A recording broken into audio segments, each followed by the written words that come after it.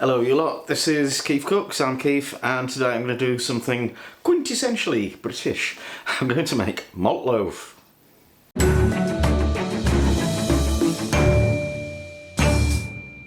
Couple of shout outs before we start, one for my new Patreon superfan, Greg Isaacs, thank you, and one for another patron, Marky Law, who's in New Zealand, while his friend Old Horses Hellywell, I don't know, is in the UK, and during this lockdown situation they've taken to going on Skype to watch my videos together, which I think is awfully sweet and very touching. So, hope you enjoy it. Right, this recipe was sent to me by Brenda Rigdon in Florida, who's actually a Scouser originally, and she says it's as close as she's ever got to your actual Soreen, which is kind of the definitive brand for Maltloaf in the UK, and I don't know how prevalent or common it is around the world. I suspect not very. It looks very interesting and I'm quite keen to get going on it. Also, shout out to Mike Whitcomb. We've been talking about this on my Sunday live stream, so he's kind of seconded the request, if you like. Right, if you enjoy this video, give it a like, share, subscribe, etc. Become a patron, make a donation, la. And without further ado, let's do it. I forgot to mention the legendary advertising slogan, "Where's the Soreen, Doreen?" And if you're like my age and a Brit, that will just send you back 30 odd years to your childhood. Okay, 30 odd years, that would make me 30, that's not really childhood. More than that. More than I care to remember. Ingredients for the Maltloaf: I've got 250 grams of dried mixed fruit, 250 grams of self-raising flour, 100 grams of granulated sugar, 150 grams of malt extract, 2 eggs, a pinch of salt, and 2 tablespoons of black treacle or molasses, and also a couple of tablespoons of golden syrup to glaze it at the end, and a nice strong cup of tea.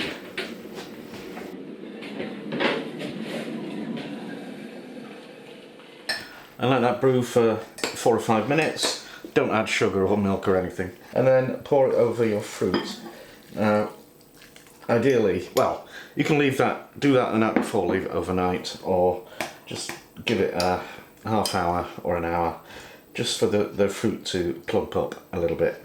This mix of fruit I've got is a bit posh. It's possibly got things in it that maybe aren't necessary, like glacé cherries, and I think that's mixed, I think that's lemon peel, candied lemon peel, but also the usual culprits, sultanas, raisins, currants, stuff like that. This malt extract, some people were force-fed this as children as a help, you know, a sort of herbal supplement.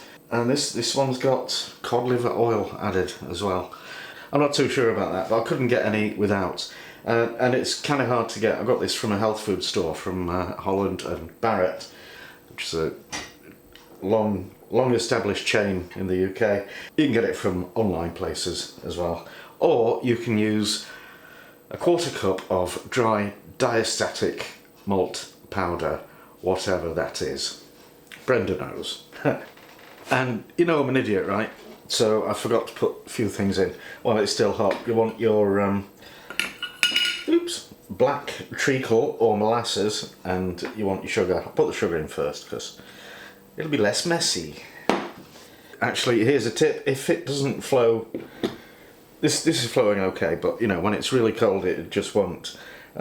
So you can just stand the tin in a bowl of hot water for a bit. Just stir this all together.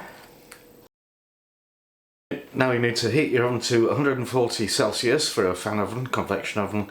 That's 160 for a conventional one, and that's gas mark 3. Alright, now we need to mix everything together. So I've got the fruit, the tea, sugar, and black treacle, and the flour, the eggs. Yes, that was my thumb. A pinch of salt, and don't forget the most important thing, the malt extract.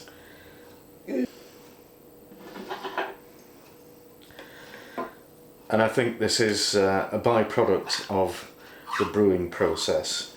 So it smells like beer before it's beer.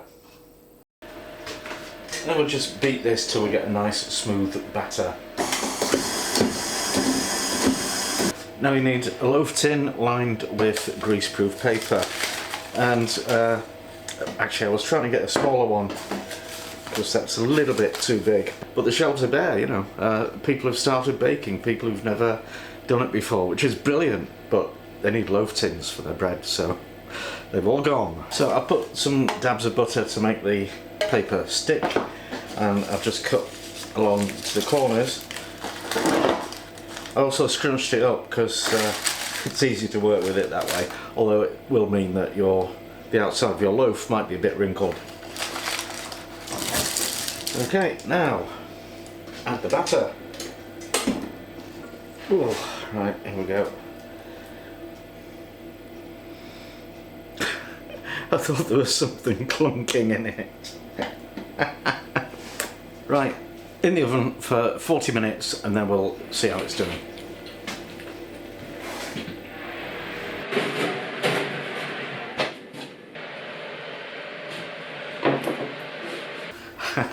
Right, after 40 minutes, well, it's very, very wobbly. It's not even worth testing with a skewer, so I'll put that in for another 20 minutes, see how it is then. Okay, we've had another 20 minutes, so let's check it. Alright, it's still very wobbly in the middle.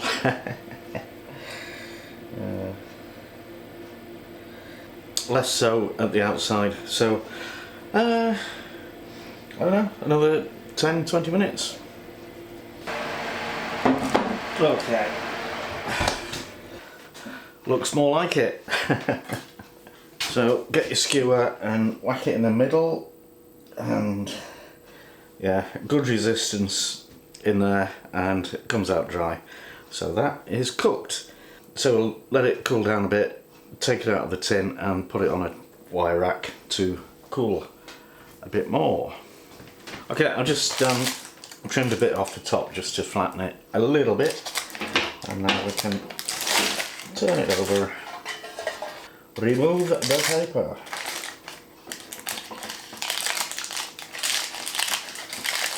Yeah, I was worried about it getting wrinkled because I've scrunched the paper up, but I needn't have bothered worrying because that's just fine. It's not as dark as I remember Soreen being, and really I don't remember being able to see bits of fruit in it. It was very dense, dark brown substance. Okay, I'm just going to pop a plate under there, or even a platter, because now we're gonna just squirt golden syrup, because it should have a sticky surface. Alright, now we need to let that cool completely, and actually it's the kind of thing that really improves after a few days. So I wonder if we can resist the temptation to eat it all now. Okay, there's our cool loaf. It doesn't have the kind of smooth crust, if you like, that I'm used to, but one thing you must have on your malt loaf, not meatloaf, is a good thick spread of butter.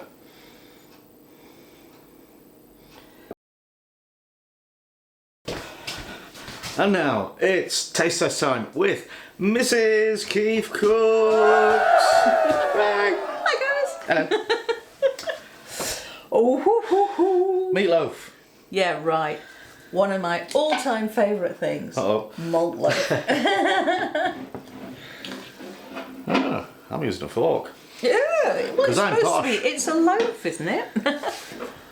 Well, it's hard to know. I mean, some people think it's meant to be like bread. Others think it's like cake. And maybe This is marvellous. maybe it's marvellous. It is. Oh, honestly. babe, thank you. No, it doesn't doesn't taste like Soreen, which is denser and darker, and it's more of a dense loaf. But yeah, but you know, he bought mixed fruit to go in it, with it complete with candied peel. I thought, don't think I've ever come across that in Maltloaf. So to me, this is not Maltloaf. This is marvellous. This can't make its mind up whether it's Maltloaf or ginger cake, except it doesn't taste of ginger. But when you get a slug of butter on it as well, that really. We've got a plan for this. Have you told them? No. We're coming back in 2 days. Yeah, because a lot of the time we find that the flavours develop within a couple of days.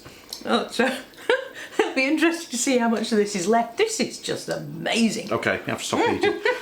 So, we'll see you in 2 days. Oh, oh, it's crunchy on the outside. And it's moist, but the bits of fruit inside, they're, oh yeah, thank you for cooking this. Mwah. Wow. Well, if there's any left, we'll come back in 2 days.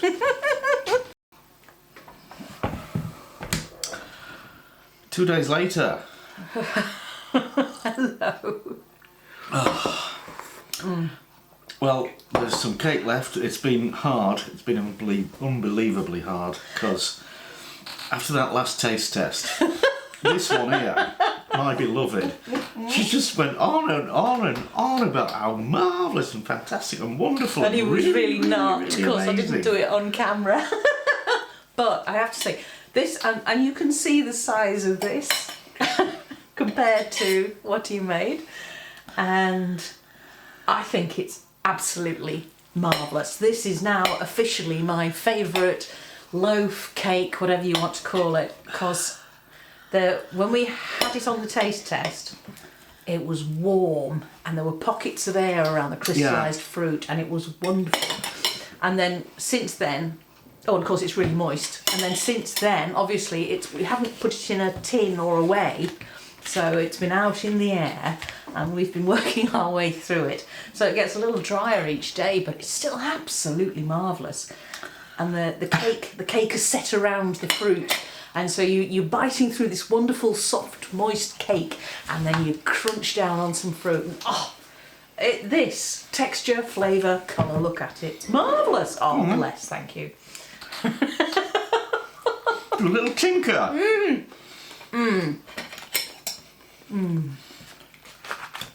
We're on lockdown, like everybody else. Oh yeah, we are. Yes, we are.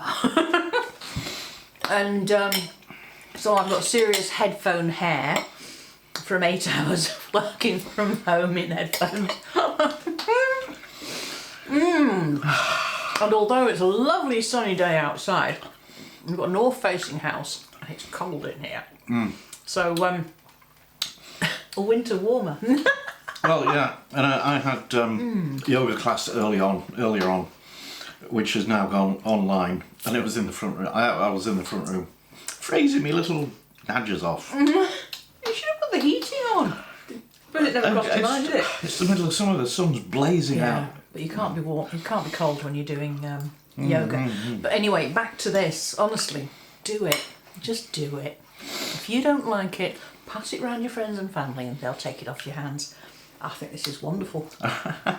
It doesn't taste like Soreen, which is what everybody expects. And I really enjoyed that. But this is, well, you can see the texture's different. Oh, thank God to heaven. So anyway, we like it. Oh, and it's good for you because it's got cod liver oil in it. We weren't sure if it was going to work. Here's to the livers of the cod. Or the oil. The oil from, anyway. Interesting. Right, okay. Yeah, we love you, but there's sunshine out there. Thanks for watching. Where's the camera? Oh, there. Thanks for watching, and see you next time.